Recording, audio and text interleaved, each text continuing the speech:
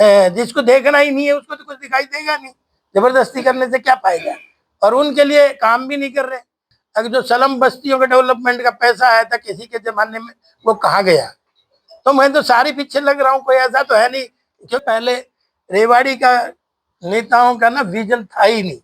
अगर वो विजन होता तो आज धरातल पे कुछ चीजें आपको नजर आती है। तो आशा फिर कई बार कहता है वो क्या नाम है, तबला तबला, और वो ढोलक बजाने लग जाता है। अरे ना मैंने ढोलक बजाया कभी, ना तबला। यही मेरे में कमी थी कि नहीं आया, इसलिए ये प्रैक्टिस तेरी होगी, तू तबला बजा, मैं गाना गाऊंगा। बिल्कुल सही बात है। 30 नहीं 50 से होनी चाहिए।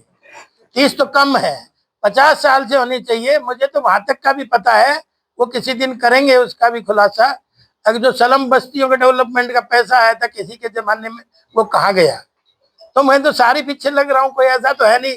क्योंकि ये जनता की गाड़ी कमाई है, ये कोई खाए इस तरह से उसका दुरुपयोग हो, ये मेरे को तो कम से कम पसंद नहीं है। जिनको पसंद थी वो करते आ रहे थे, अब वो बेचारे करे कहाँ से?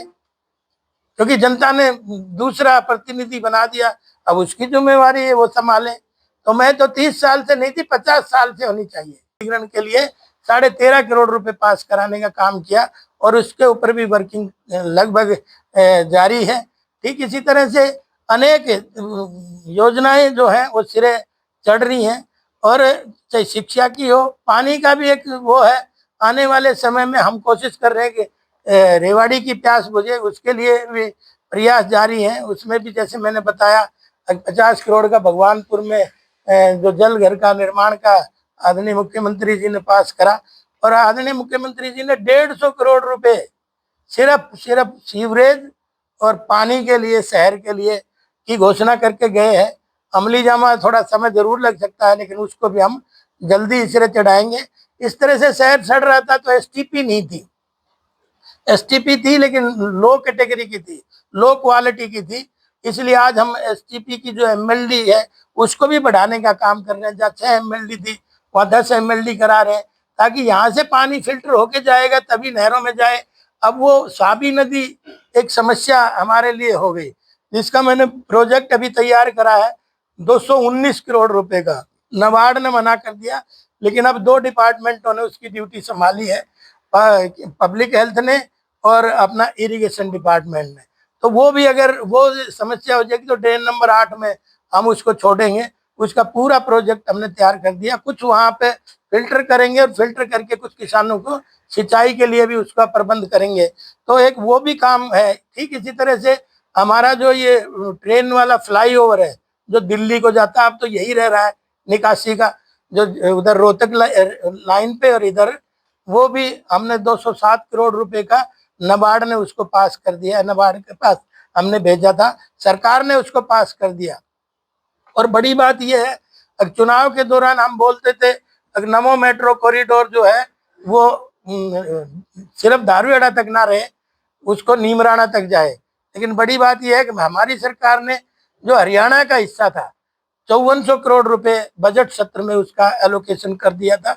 इसलिए जब जल्दी उसका टेंडर भी होने वाला है, निकट भविष्य में हो गया होगा या होने वाला है, मैं उतना नजदीक टच नहीं रहा। क्योंकि आप देख रहे होंगे जो भी हमने मैनिफेस्टो में कहा वो सब काम धीरे धीरे सिरे चढ़ रहे हैं। और अभी 1 साल हुआ है, ज्यादा समय नहीं हुआ। तो ये जो चीज आज मैं गिनवा रहा हूँ ये अगले साल सारी मैच्योर होती हुई नजर आएंगी। ऐसी अनेक योजनाएं हैं। ये तो मैंने मोटी मोटी वैसे बात की है, चाहे वो शिक्षा में हो। अभी जैसे सांस्कृतिक मॉडल स्कूल की घोषणा भी सीएम साहब ने, काकोड़िया की बिल्डिंग खराब थी उसकी घोषणा करके गए हैं। और ठीक इसी तरह से अनेक घोषणाएं थी जो मैं कागज से लेके आया हूँ, उनमें बोलूंगा तो आप इतना चला भी नहीं पाएंगे, और उसमें समय भी लगेगा, आपने तो मोटा मोटा चलाना है। इसलिए वो घोषणाएं भी हमारी जो थी उनके ऊपर भी सब अमली जामा पहनाया जा रहा है। और ठीक इसी तरह से अभी तक जो ये लोग कहते हैं कुछ नहीं कराया, 430 करोड़ रुपए के काम हुए हैं। कितने हुए हैं? 430 करोड़ रुपए के काम डिटेल में है। कुछ के शिलान्यास हो गए, कुछ के शिलान्यास हो रहे हैं, और कुछ आने वाले समय में उन पे काम अलॉट होने वाला है। तो कोई क्षेत्र ऐसा नहीं छोड़ा जिसमें हमने इस 1 साल में काम नहीं करे हो। लेकिन मैं ये जरूर कहूँगा बार बार, इससे पहले रेवाड़ी का नेताओं का ना विजन था ही नहीं।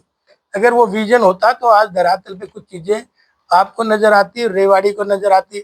कई मेरे प्रतिद्वंदी कहते हैं कि झाड़ू लेके चल देता है। तो मैंने कहा झाड़ू से बहुत ज्यादा फायदे हैं।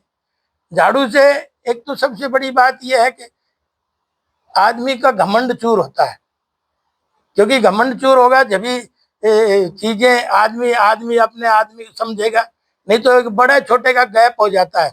तो एक तो ये फायदा है, एक ये झाड़ू नहीं, ये झाड़ा है। झाड़ा भी किस तरह का, कहीं भ्रष्टाचार का झाड़ा है ये, कहीं मानसिक बीमारी का झाड़ा है, कहीं मानसिक गंदगी का झाड़ा है, कहीं मानसिक गुलामी का झाड़ा है। और भाई जो इतने साल बपोती समझते थे, कहते थे रेवाड़ी डिग्री हो गई, तो वो जनता ने आज तोड़ दी है। शोर से कुछ भी मचाए कि कुछ कहने को है नहीं, कहता है ये तो भजन गाता है और भाई झाड़ू लेके चल देता है, और फिर फोटो सेशन करा के और बोले फिर सप्ते के बाद दिखाई देता है। आप सब लोग तो जानते हैं, आपने देखा भी होगा, क्या इतनी ही बात है या कुछ हो भी रहा है? आप उस बात की गवाही देंगे अगर हो रहा है तो, और नहीं हो रहा तो फिर ठीक है, वो कह रहा है वही सही है। तो इसलिए और भाई फोटो में भी अगर तेरे को दिक्कत है तो आप भी खिंचवा लो, आपको किसने रोका है? आप भी एक दो झाड़ू नहीं है तो मैं भिजवा देता हूँ, क्योंकि रेवाड़ी सबकी है।